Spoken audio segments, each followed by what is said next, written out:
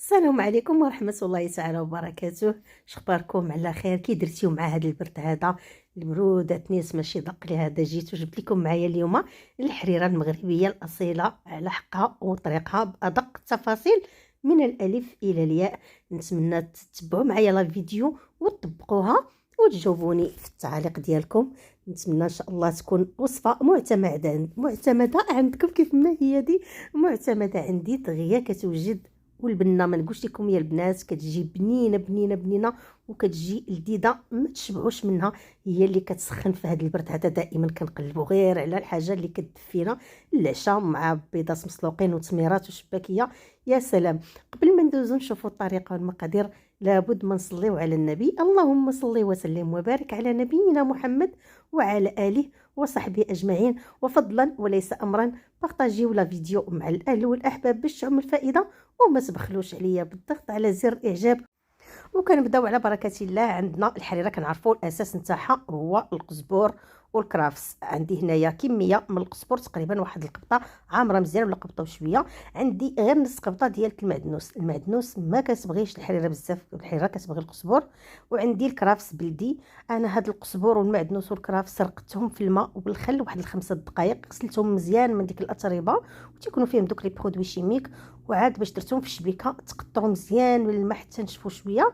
وعندي واحد البصيله اللي هي متوسطه قشرتها وكنبداو كنقشروا عفوا كنقطعوا البصيله هكذا قطع اللي هي صغيره. انا برغم من انني كنقطعها هكذا صغيره كنعاود نطحنها في الميكسور.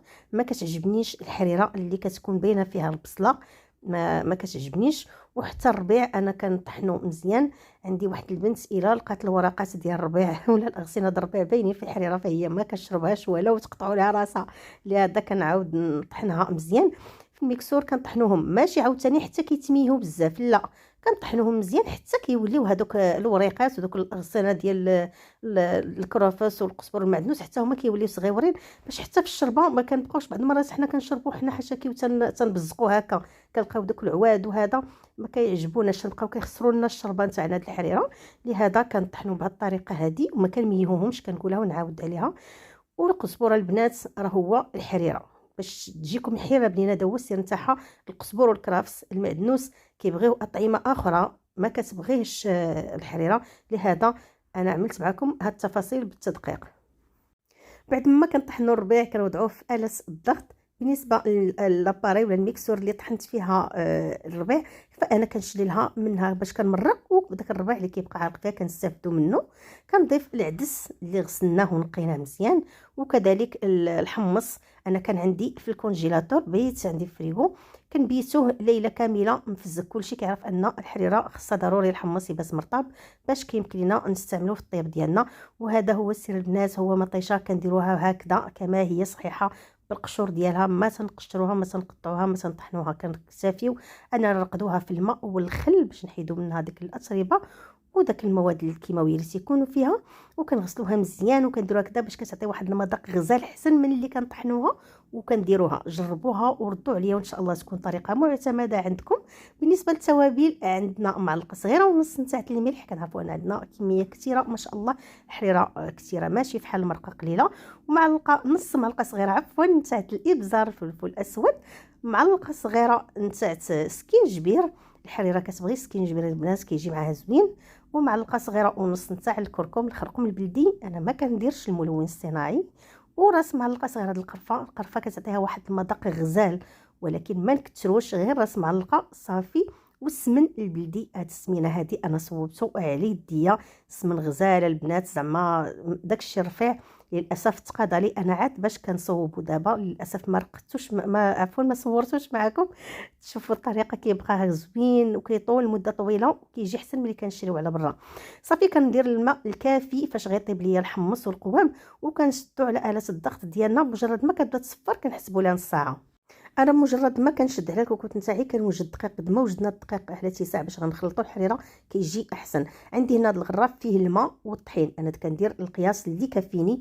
انا غنخلطهم بالميكسور ما عنديش الوقت باش نبقى نخلط بالخلاط اليدوي باش نسرع عليا الوقت. نخلطو وغادي نحتفظ به جانبا حتى الوقت اللي غادي نبغي ندور به الحريره. دائما وجدوه بكري البنات.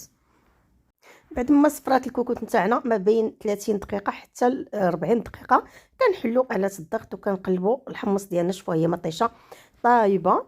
غنشوفوا دابا الحمص، شوفوا معايا الحمص حتى هو ما شاء الله طايب، كنقلبوه طايب الحمص وطيب مزيان عاد. كاين النوعيه ديال الحمص، كاين الحمص اللي كيقبض طيب وكاين اللي لا. انا عملت هنا واحد الكاسرونه اللي كنهز فيها الحبات ديال الطماطم اللي درتهم وكنطحنهم بالميكسور عفوا نعتذر. وكنطحنهم بالميكسور حتى كيطحنوا مزيان ما تيبقاوش باينين عندنا بصفه نهائيه. انا هاد الطماطم غادي نزيد عليها المغليان وغادي نضيفها للحريره اولا الكوكوط نتاعي. الكميه الكافيه اللي غادي ندور صافي داك القدر اللي بغيت. غادي نضيف الطماطم المصبره. كنعرفوا ان الحريره كتبغي مطيشه، هذاك هو السر ديالها، كتبغي هي الحموضه وكتبغي مطيشه باش تكون نيس حريره على حقها وطريقها. غادي نخليها حتى تغلى. مجرد ما كتغلى كنبداو نضيفوا داك الدقيق بالتدريج مع التحريك المستمر. بالنسبه للمبتدئات ما كنزولوش يدينا باش ما كيتكورش لينا الدقيق هنايا في هذه المرحله. كنبقاو كنضيفوا وحنا كنحركوا من القاع ديال الكوكوط في الاسفل، ماشي غير من الفوق، باش ما كتقلتش لينا الحريره في الاسفل نتاع الكوكوط في القاع نتاعها كيف ما تنقولوا، مع التحريك المستمر. صافي وتنقلبوا الكثافه نتاع الطحين. واش هكا خصنا تكون عندنا الحريره ولا نزيدو نتقلوها؟ انا ما كتعجبنيش الحريره ثقيله بزاف. صافي غادي ندير الطحين الكافي وغادي بعد ما يغلى ليا غادي نضيف الشعريه اللي غادي ندور بها. انا الشعريه رقيقه نتاع السفه هي اللي كتعجبني في الحريره، كتجي في الشربه زوينه. ما كتعجبنيش هذيك الشعريه غليظه كتزيد كطيب وكتولي غليظه اكثر وكتجي ثقيله مع الحمص، وهذا ما كتجيش في الشرب زوينه. انا كتعجبني هذه ديال السفه. صافي كندير واحد الكميه شفتوا معايا، كنضيفها دفعه واحده وكنحركها مزيان، كنقلبها باش كيتفككوا هذوك الشعيرات نتاعها وكتندمج ليا مع العناصر وكنخليها كطيب. انا هنا خليت الطحين نتاعي كيطيب مده ديال 30 دقيقه. شفتوا معايا حتى طاب مزيان وكتحيد ديك الكشكوشه اللي كتكون عندها حمراء وكيطيب الطحين مزيان والشعريه.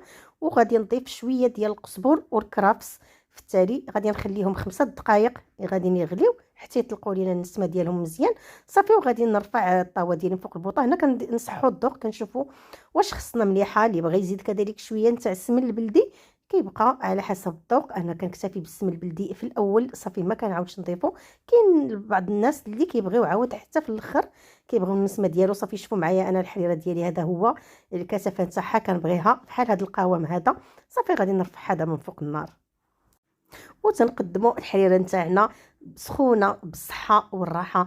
نتمنى تطبقوها وتنال الاعجاب ديالكم. شاركتكم طريقتي الخاصه في تحضير الحريره المغربيه، حريره مقومه على حقها وطريقها. درتها معكم بجميع الاسرار ديالها وبجميع التفاصيل ديالها. نتمنى تتبعوها وتبارطاجيوها مع الاهل والاحباب، ونتمنى ان شاء الله تكون معتمده عندكم. تيقوني يا البنات غير طبقوا الوصفه ان شاء الله عمر الحريره ما تحشمكم وكتبقى في هذا القوام هذا. واخا كتبات كتسخنوها كترجع في هذا القوام، ماكشي كتختار بزاف. غير عرفوا تصوبوا ليها الطحين وتبعوا الطريقه. انا كنضيف معاها شويه ديال الحامض كيبقى على حسب الرغبه كنديروا الحامض وكنشربوها بصحه وراحه. وكذلك كنرافقوها مع التمر. كنعرفوا ان التمر لا تخلو منه اي مائده مغربيه، فهو حاضر معنا في الفطور وفي العشيه كذلك مع الحريره. ضروري من التميرات والشباكيه المغربيه وبيضات مسلوقين. نتمنى تبارطاجيو الوصفه وتنال الاعجاب ديالكم. والسلام عليكم ورحمه الله تعالى وبركاته.